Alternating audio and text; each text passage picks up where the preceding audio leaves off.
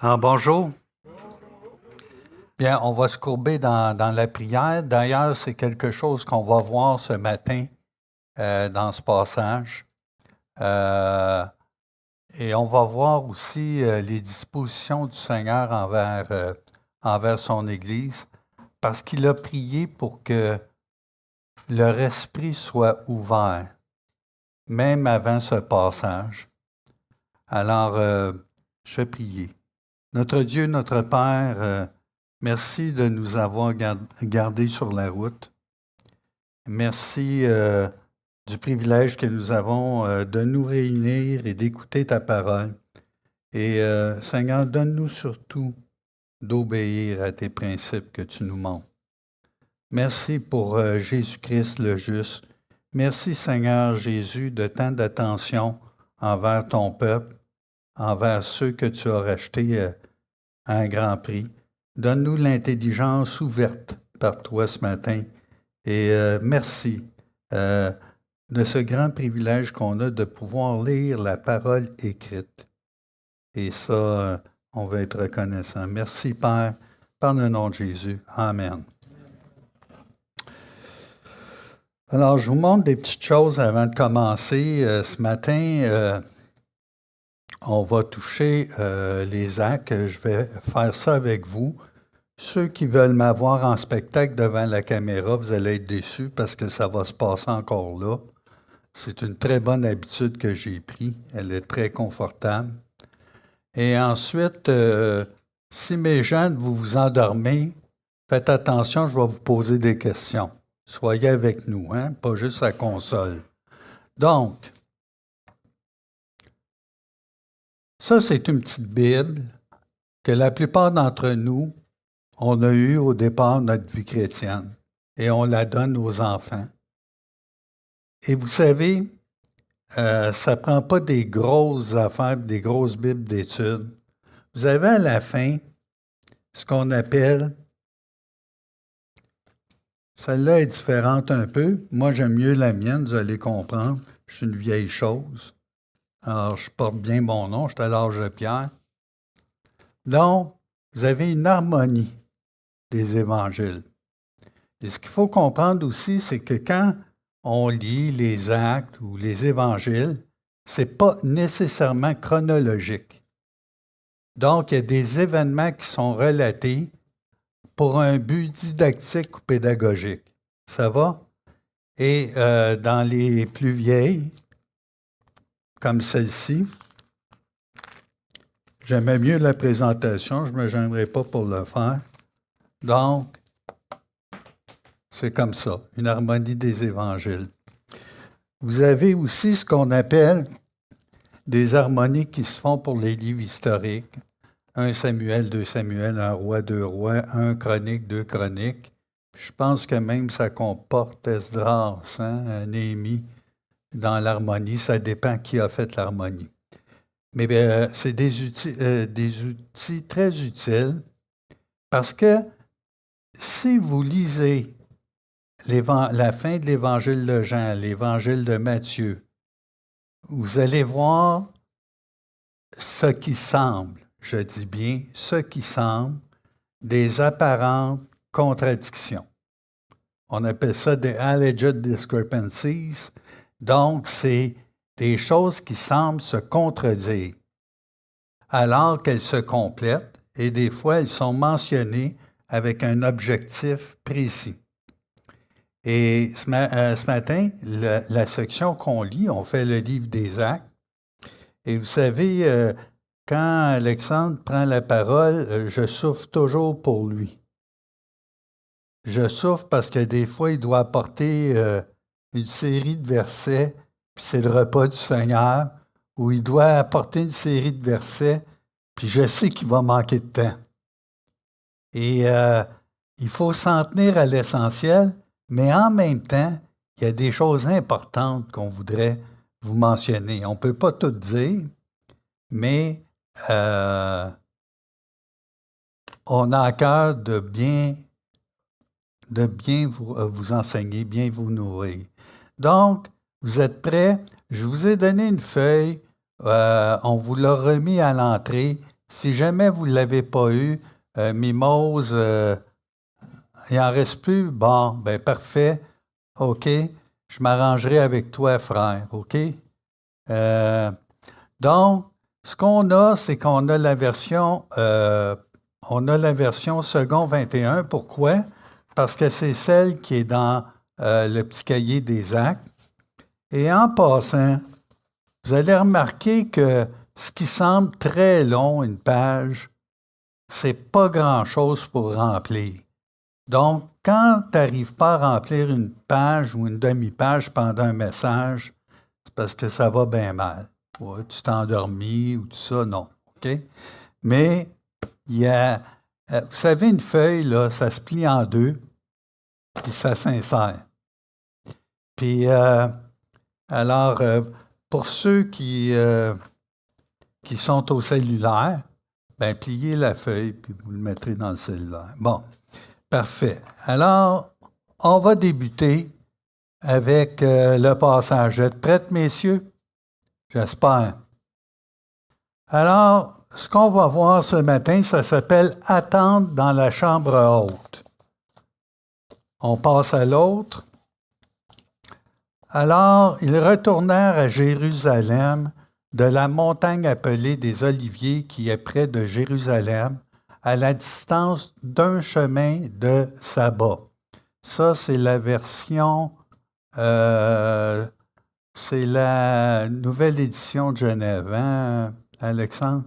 OK. Elle est plus précise et je vous dirai pourquoi. Alors, on va voir tantôt, là, peser les mots qu'on va lire ensemble. C'est juste, moi j'ai dit, ça va être une promenade dans le parc. C'est juste 3 versets. Puis, j'en suis pas sorti encore, je suis encore en réflexion.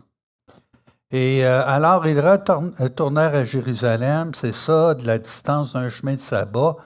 Alors, quand il fut arrivé où? Bon, OK. Ils montèrent dans la chambre haute, donc ils n'ont pas descendu, ils ont monté. Hein? Ça nous apprend pas mal de choses, où ils se tenaient d'ordinaire, habituellement. Puis c'était Pierre, Jean-Jacques. C'est facile à retenir, celle-là. Hein? Pierre, Jean-Jacques. Mais vous savez que Luc, la première fois qu'il fait l'énumération, il ne la fait pas dans cet ordre-là. Ben oui. OK? Pierre, Jean-Jacques, André, Philippe, Thomas, Barthélemy, Matthieu, Jacques, le fils d'Alphée, Simon le Zélote et Jude, le fils de Jacques. Donc, on en voit 11. D'accord? C'est important parce que vous êtes dans le livre des Actes, c'est un narratif. Alors, c'est comme un roman qu'on lit. Puis, vous savez, là, quand on commence à lire les premiers temps le livre des Actes, le plus dur, c'est de s'arrêter. D'être embarqué dans l'histoire. Dévorer la parole. Puis, vous savez, c'est pas comme un film. Un film, on peut l'arrêter, puis regarder en arrière, dire, hein, il me semble que j'avais manqué telle affaire. Ah oui, c'est là que... Mais là, c'est pas comme à Hollywood. Hollywood, des fois, le réalisateur, il veut te tromper, il met quelque chose là pour que tu penses que c'est peut-être lui le meurtrier ou le héros principal du film, alors que ça ne l'est pas. C'est comme trompeur. Mais la Bible ne trompe pas. Mais il y a des détails que tu vas accumuler qui vont te permettre de comprendre l'ensemble. Et comptez sur moi ici, là, les actes, vous allez en avoir, comme dirait l'expression, pour votre argent. D'accord? Donc, tous d'un commun accord persévéraient dans la prière avec, regardons, il y a des femmes, il y a Marie, la mère de Jésus, puis il y a les frères de Jésus. Ah oui, vous avez bien entendu. Bien, nous autres, on est chrétiens, ça fait longtemps, donc on sait que Jésus a eu des demi-frères.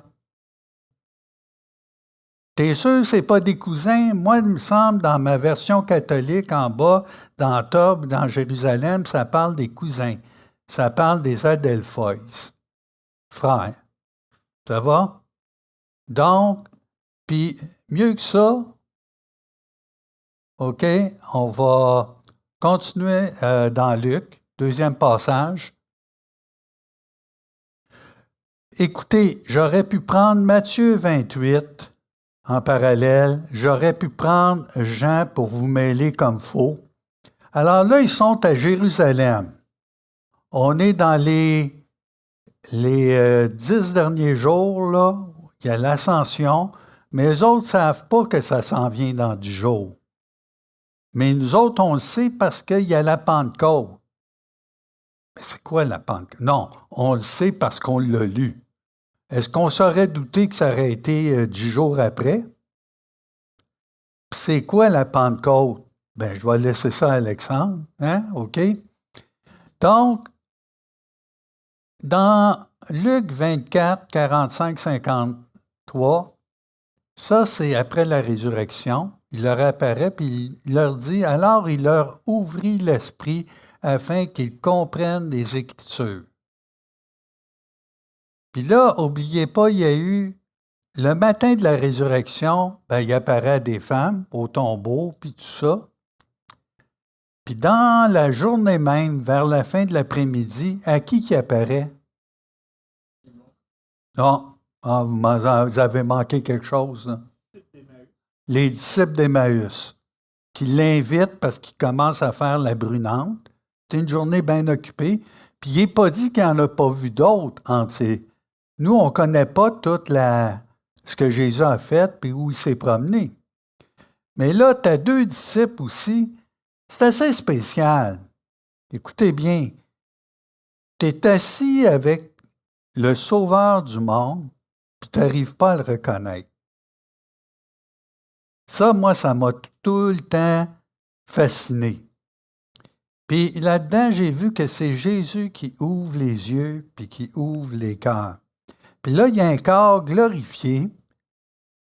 C'est la prémisse, le premier-né d'entre les morts. Et on va avoir ce corps de résurrection. Est-ce que vous le croyez? Est-ce que vous le croyez? Parce que si vous ne croyez pas ça, qu'est-ce que vous faites ça matin? Est-ce que vous croyez que les hommes, avant le déluge, vivaient jusqu'à 1000 ans? Ah, il ne faudrait pas pousser.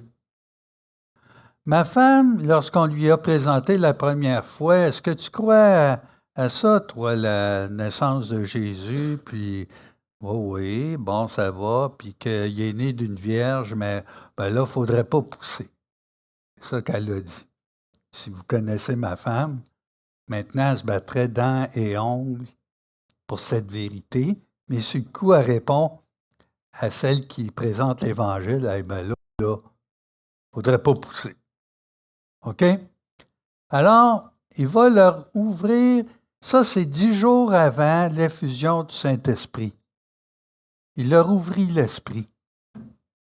Et il leur dit, ainsi il est écrit que le Christ souffrirait et qu'il ressusciterait des morts le 3e jour et que la repentance et le pardon des péchés seraient prêchés en son nom à toutes les nations, à commencer par Jérusalem. Vous êtes témoins de ces choses. Et voici, j'enverrai sur vous ce que mon Père a promis. Donc, on voit le Père, des fois c'est le Fils qui parle, d'envoyer un autre consolateur. Ça va tout ensemble. Mais vous restez dans la ville. Alors, il est obligé de leur dire de rester dans la ville. Et je vous dirai pourquoi. OK? Jusqu'à ce que vous soyez revêtus de la puissance d'en haut. Savez-vous que vous êtes scellés du Saint-Esprit pour tous ceux qui ont mis leur foi en Jésus-Christ? Scellés pour le jour de la rédemption. Vous avez reçu un gage de votre héritage. Vous appartenez. C'est des choses que vous m'avez déjà entendues et que je ne vous lancerai pas de vous répéter ça. Ah ben là, aujourd'hui, je ne me file pas ben Saint-Esprit. Non, tu es là. Tu ne t'appartiens plus toi-même, tu appartiens à Jésus-Christ. Rappelle-toi toujours de cette vérité, même quand ça va mal, quand ça ne marche pas dans ta vie. Ne t'écoute pas, écoute ce que la parole de Dieu te dit. Donc, il les conduisit jusque vers Béthanie, et ayant levé les mains, il les bénit. Pendant qu'il les bénissait, il se sépara d'eux et fut enlevé au ciel. Donc, c'est complémentaire dans ce cas-ci. Mais si vous lisez Jean, vous allez voir qu'ils sont rendus en Galilée. Hein? Ben oui, ils sont rendus en Galilée. Qu'est-ce qui s'est passé pendant ces 40 jours-là? Là? Premièrement, tu t'en vas, mettez-vous dans la peau des disciples. 3 ans avec leur maître. Et là, ils le voient mourir sur la croix. Il se pousse. Il n'assiste pas. Imaginez-vous comment ils devaient se sentir dans leur cœur, cheap, traite. Et là, est-ce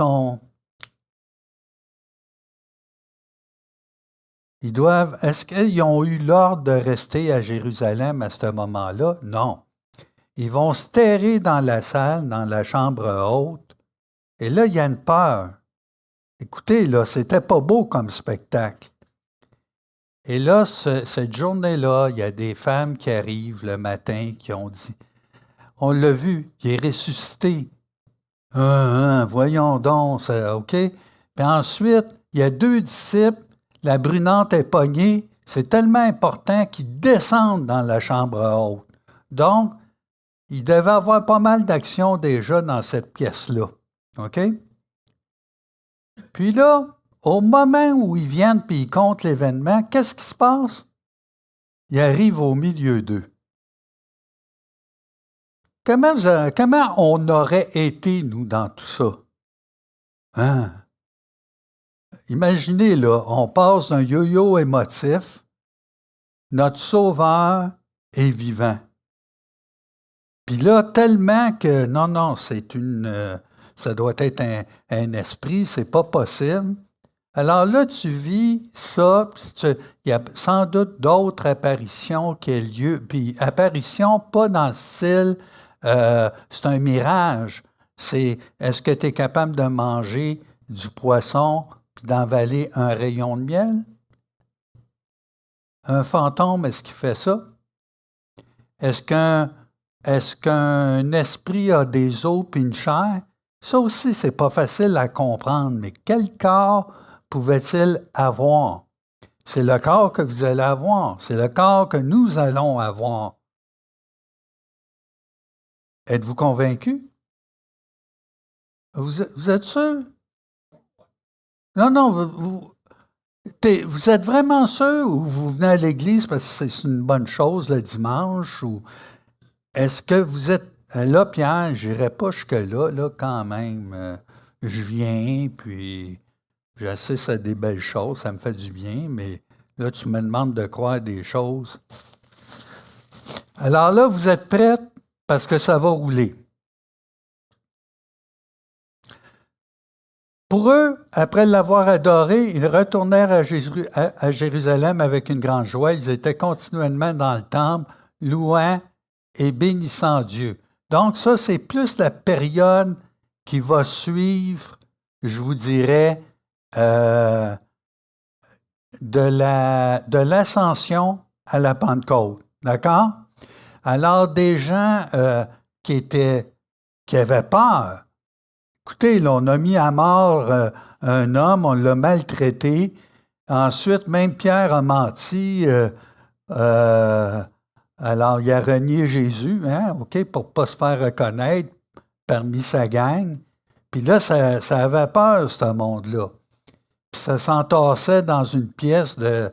Essayez de mettre 120 personnes ici. Puis vivez 120 personnes ici. C'est ça qu'il faut comprendre, là. OK? Alors, je vous donne un plan exégétique. C'est ce qu'on a vu jusqu'à date. Alors, le ministère missionnaire des apôtres, c'est ce qu'on voit jusqu'au verset 14. Ensuite, on va toucher une autre section. Mais cette section-là, Alexandre a touché les 2 premiers versets. Puis même encore, demandez-lui s'il a tout touché, il va vous dire non. Alors, l'introduction au 2e volume, donc les actes, mais le premier volume, on sait que c'est l'Évangile. Puis nous, ça fait pas longtemps qu'on l'a traversé. Mais quand je suis revenu à la fin de l'Évangile, j'ai dit, ben, je me rappelle pas. Hein? On est là, puis on dit, on est des esprits oublieux. On a besoin de se faire rappeler ces choses. Donc, le contenu du premier volume, puis vous avez le cadre du premier volume. Ça parle du ministère de Jésus-Christ. Seriez-vous capable de présenter l'Évangile? Alors, Jésus est venu incarner, c'est Dieu incarné parmi nous. Hein?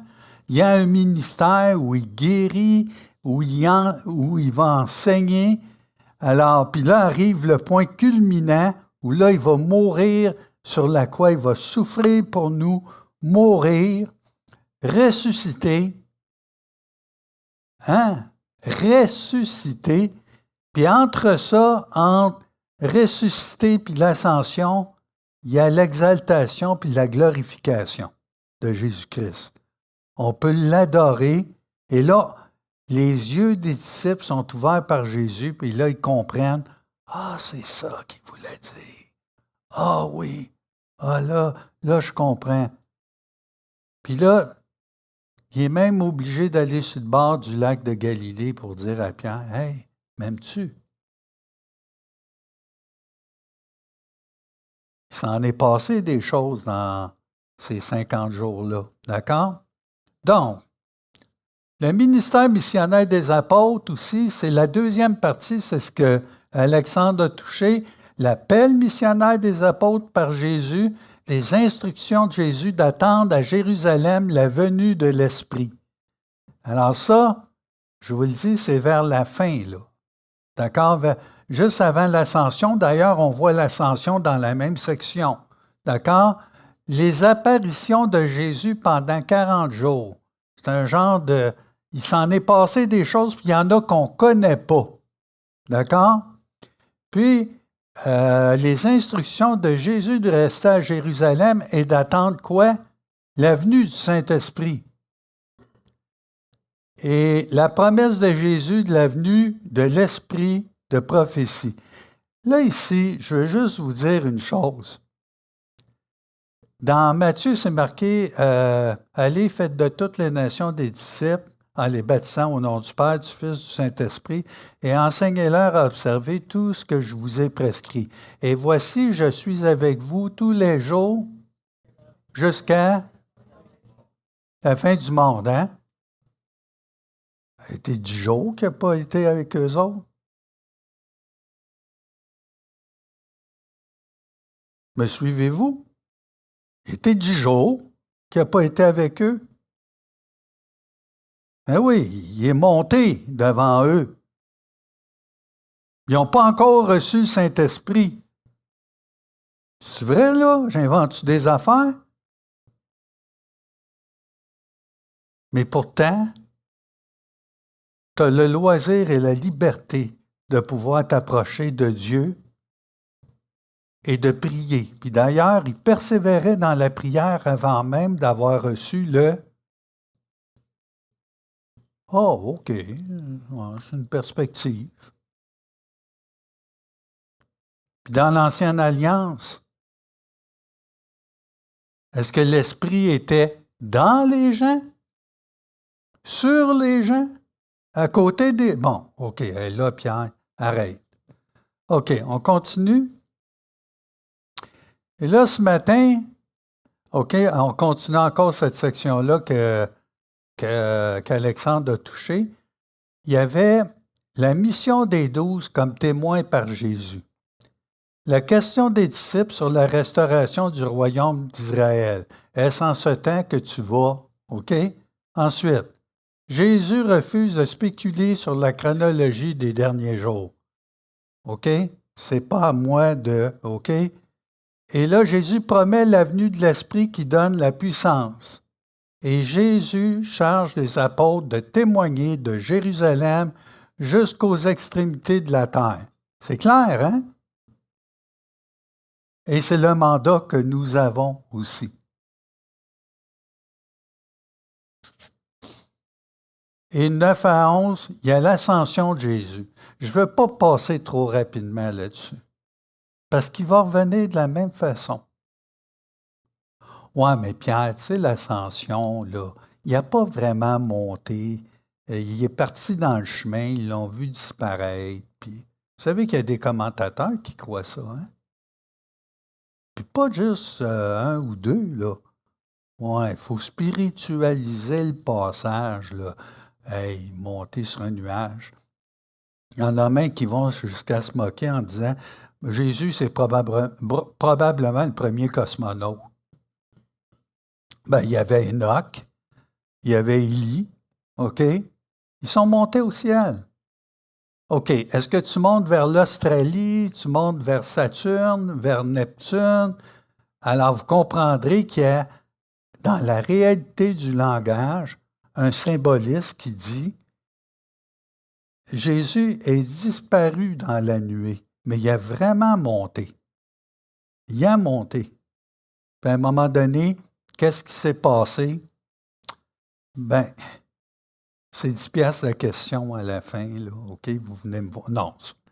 Donc, il y a des choses pour lesquelles on n'a pas nécessairement toutes les réponses, mais on voit, et puis écoutez, là, ça devait, ce qui pouvait se ressembler le plus, c'est peut-être sur la montagne de transfiguration, quand Jésus apparaît à Pierre, Jean-Jacques, puis là, il voit Élie, puis il voit Moïse, et là, ils sont tous... on va bâtir des tentes. Ça, c'est la réplique de Pierre. Hein? OK? L'apparition de deux anges. Avez-vous remarqué que les anges sont toujours présents dans des événements très particuliers? Lors de la résurrection, ils sont assis sur la tombe, la pierre est roulée, et là, Jésus monte et il y a un discours direct des anges, l'annonce du retour de Jésus. C'est là qu'on est pour entrer avec le passage. Donc, vous avez le retour des 11 disciples à Jérusalem, l'appel missionnaire, le retour des apôtres, c'est ça, depuis le mont des Oliviers, le séjour des apôtres dans la chambre haute, quelque part dans la ville, on ne sait pas trop où, la liste des 11 disciples,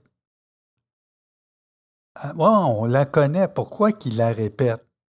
Parce que vous allez voir que l'Église est fondée sur les apôtres, les prophètes, les évangélistes, les pasteurs, docteurs, pour le perfectionnement des saints dans l'Église. Et l'autorité, ben, elle est bien spécifiée. Il y a les prières des apôtres, et je dirais même des femmes, de ceux qui sont là, ou des autres disciples, et il y a la présence des femmes, des demi-frères de Jésus. OK. Ah, que c'est ça? OK. Donc, on a la ville. Puis je vous montre ce que la ville pouvait ressembler de côté. Et ce que vous voyez dans le bas, c'est la vallée du Cédron. D'accord? Et là, vous avez le temple complètement à l'extrémité droite de l'image. Et la grosse cabane à gauche, c'est le temple d'Hérode. D'accord? Et là, c'est les murailles. Et le point le plus haut culminant était le temple. Ça devait être à peu près aux alentours de 700 quelques mètres de haut, au-dessus du niveau de la mer.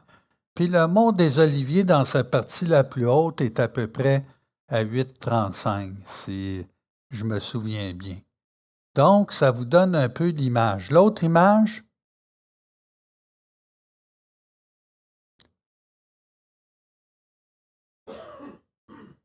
alors, ce que vous avez ici au bas, c'est la vallée du Cédron. Alors, c'est pour ça que les apôtres avaient toujours des semelles usées en avant et en arrière, parce qu'ils descendaient puis ils montaient. Alors, la vallée du Cédron, il faut se mettre dans leur peau, là. On est dans le quotidien. Et là, un chemin de sabbat, on va voir. Un chemin de sabbat, là, c'est à peu près 1 km, point 2. C'est 2000 qubits. C'est une valeur qui était utilisée dans le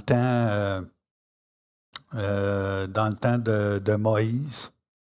Puis, c'est la distance maximale que la tente la plus loin parmi les tribus avait à parcourir jusqu'au temple. Alors, c'est resté. Et vous savez, là, 1 km, point 2, là, c'est 15 minutes de marche. Donc, là, on pourrait passer la journée à savoir, mais d'où ce qui était, puis par quelle porte ils sont rentrés, puis la maison, la chambre haute, était sur le bord. C'est laquelle, la gang? Attends. Non, j'arrive pas.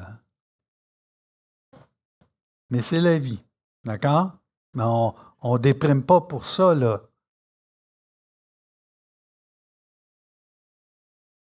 Alors, je vous ai mis les deux versions.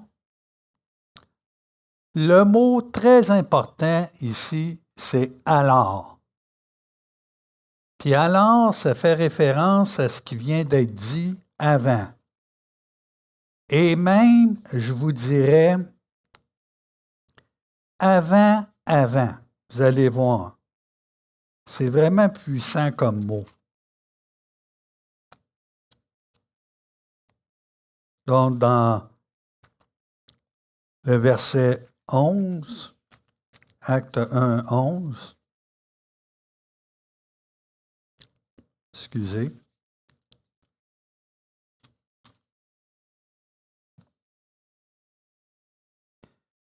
Les hommes, les deux anges, dirent, « Hommes galiléens, pourquoi vous arrêtez-vous à regarder au ciel?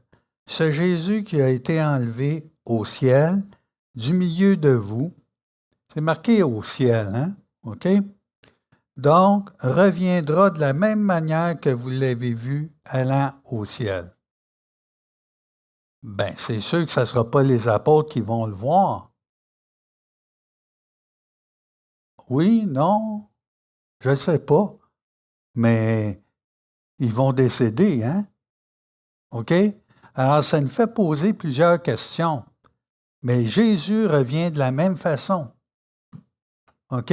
Et là, ce qui est important, qu'est-ce que ça veut dire alors? Hey, tu as reçu la commission. Allez, faites de toutes les nations des disciples. Vous recevez une puissance survenant sur vous et vous serez mes témoins où? À Jérusalem, dans la Judée, OK? À Samarie et... Alors là, on se met les deux mains dans les poches, puis on s'assoit sur le bord de la roche, puis on fait de la contemplation, puis on choisit quel modèle eschatologique qu'on va prendre. Non, tu as une mission. La mission, c'est d'annoncer sa mort, sa résurrection et son retour. Oui, mais donne-leur une chance, Pierre. C'est pas n'importe quand qu'on voit quelqu'un monter au ciel, puis ils sont ébranlés. Mais les anges sont là. Ça peut passer comme une réprimande, mais en voulant dire, mettez-vous à l'action. Attendez pas, oui, vous allez rester à Jérusalem, là, et vous attendez une puissance qui va survenir sur vous, mais vous, vous êtes mes témoins. Alors, qu'est-ce qu'on fait? Les deux mains dans la tunique. Ensuite, on fait de la contemplation sur le rocher. On attend là. Non. OK? Ils retournèrent à Jérusalem, 15 minutes à peu près. Puis, ce qu'on appelle la montagne des Oliviers, là, la différence entre le temple et tout ça, c'est plutôt une colline. Puis ils sont allés probablement, à 1 kilomètre de Jérusalem, donc on peut passer à l'autre. Ça, c'est le verset 12. Messieurs, alors, non, tu étais bien parti, OK. Alors, le cadre, c'est quand ils furent arrivés. Ils furent arrivés où? À Jérusalem. Ils retournent à Jérusalem. Et là, ça devait parler pas à peu près. Hein? Il me semble que, ben oui, c'est ordinaire. On l'a vu monter au ciel, puis on s'est fait annoncer des... Moi, je pensais qu'il était mort. Celui qui était mort et qui est vivant. C'est un titre qu'on donne au Seigneur Jésus dans l'Apocalypse. Celui qui était mort et qui est vivant. Et là, il arrive. Mais il arrive où? Il arrive, ils vont monter. Ils ne vont pas descendre. Donc, ça veut dire qu'ils sont au moins au 2e étage. Ça va? Ils montèrent dans la chambre haute où ils se tenaient d'ordinaire. Ils montèrent à l'étage dans la pièce où ils se tenaient d'ordinaire. Remarquez l'article. C'est pas marqué ils montèrent dans une chambre haute.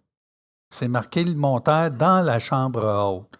Donc, là où ils étaient pendant les derniers jours. Et est-ce que c'est la même chambre haute qui a servi pour le repas de la Sainte? C'est une forte probabilité, mais est-ce que je vous dis que c'est ça? Je n'ai pas le droit. Ça peut être la maison de Marie, la mère de Marc, de Jean-Marc, qui est à Jérusalem aussi. Il semble-t-il, elle avait une maison. Mais une maison qui comporte au moins 120 personnes au 2e étage, là, j'ai pas l'impression que ça devait être courant. Hein? OK? Et là, il monte là, où il se tenait d'ordinaire.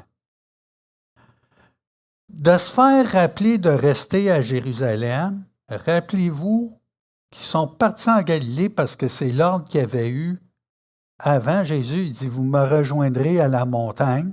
Donc, il y avait une montagne d'identifier en Galilée. Et là, c'est là qu'ils devaient les rejoindre. Puis, la plupart des croyants venaient d'où? De la Galilée. D'accord? Et il y en a eu d'autres à travers le ministère de Jésus qui ont cru, qui étaient un peu à Jérusalem, dispersés, Jachée, à Jéricho, les autres, quelques-uns. Donc, il y a des disciples un peu partout, mais surtout en Galilée. Puis il apparaît à 500 frères à la fois dans 1 Corinthiens. Puis est-ce que ça semble que ce serait en Galilée, la façon qu'on peut voir comment le texte est bâti. Et en plus, il apparaît même à qui? À Jacques, son frère. Puis ensuite, Jacques, probablement, a été l'émissaire pour présenter à Simon, Jos, puis l'autre, je l'ai oublié, c'est pas drôle, Jude, OK? Donc, 4 frères. Savez-vous qu'il y avait au moins 2 sœurs? Au pluriel. Donc, ça veut-tu dire juste 2? Au minimum. C'est bien, c'est comme ça qu'il faut lire. Des fois qu'on oublierait la 3e de la 4e, hein?